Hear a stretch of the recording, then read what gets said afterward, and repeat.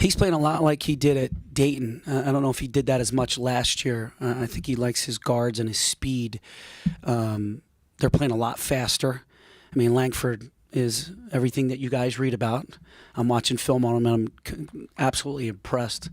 Made big shots against Northwestern. I mean, he basically won the game because Morgan was out for the last few minutes there. He hits a step-back three. He hits a little floater going right. And he's really long and talented. And Morgan's been, ripping it up for a couple years now. Started with Tom, now under Archie. I mean, he's very difficult to defend. And then their guards are kind of like our guards, young, but they're fast, they're tough, they're playing much better defense. They have a little bit more depth now that everybody's healthy. McRoberts is back. So it's going to be a great challenge. But they definitely want to score, 75-plus points. And we got to play our foundation right now, which is our defense. But somehow, some way, we got to start putting the ball in the basket. We can't rely on Lamar every single night to get 25. Somebody's got to help him out, and it needs to be more than 2 or 3 guys. It needs to be a group effort. And you know me on the offensive end. I give guys the green light, step up, shoot with confidence. We'll live with the results as long as you're giving me everything on the other end and rebounding. So that's going to be this practice. Today's about us and what we need to do a better job on the offensive end.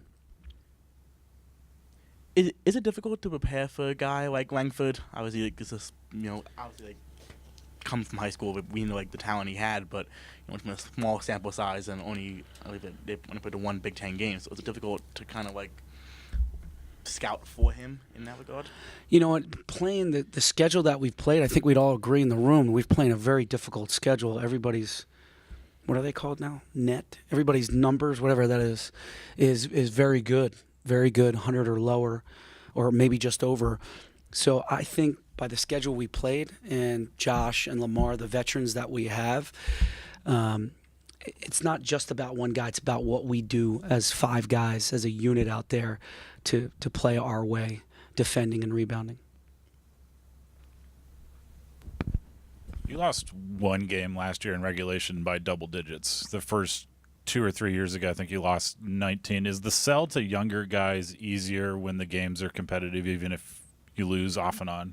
I mean, is it easier to get them engaged in that process when it's a basket or 2, not 5 minutes of play? It's a good point, and they know that stat. I think it's our leaders. Our leaders expect to win. Josh, Lamar, and John, we expect to win. So I think that mentality, their leadership, and knowing what we did last year, I think, that's going to keep them confident. That's going to keep them moving forward. I'm going to keep spending time with them, but the leaders are going to spend time with them hey, 1 possession at a time. We have to continue to get better. This is one of the most difficult schedules we've ever had, but it's going to prepare us for what the Big Ten has for us in January, February, and March. Do you think that's something that gets overlooked outside the building?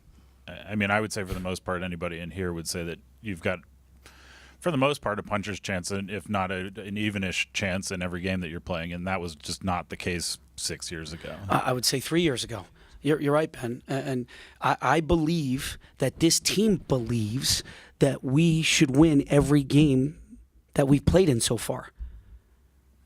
And that's great to have. That's the culture we now have.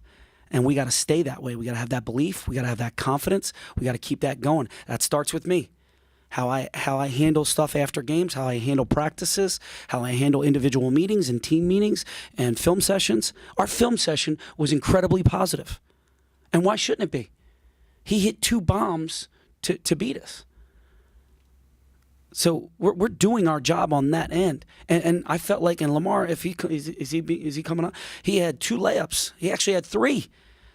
2 going right that went in and out, and 1 going left that went in and out, and John had a tip in that just didn't get over the rim. We had our chances. Cowan just made big plays. That's what big time players do. Any other questions?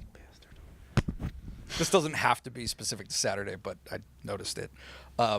When Lamar wasn't getting a whistle, it seemed like there was some bad body language or some body language maybe. Do you get concerned at all when he isn't getting a whistle about his whether or not he'll keep going into the paint. Like whether or not he will continue to take those looks. Yeah, no. First of all, we talked to Lamar. Hey, road attitude. We're gonna be fine. Second, he is averaging 7 point whatever free throw attempts a game. How he doesn't get to the free throw line is still mind-boggling. Third, in huddles, I'm telling him keep driving the basketball. Keep doing what you're doing. It's gonna happen.